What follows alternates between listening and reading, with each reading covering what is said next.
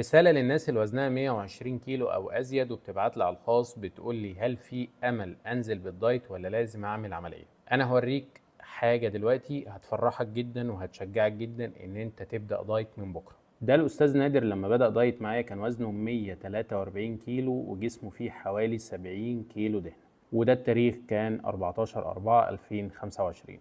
وهنا الأستاذ نادر وزنه 114 كيلو والدهون في جسمه وصلت 47 كيلو والتاريخ 4/8/2025. يعني تقريبا خسر من وزنه 29 كيلو، منهم 23 كيلو دهن وحوالي 3 كيلو عضل عشان ما كانش بيمارس أي نشاط رياضي، والباقي مية نزلوا من جسمه. وكل ده حصل في مدة أقل من 4 شهور.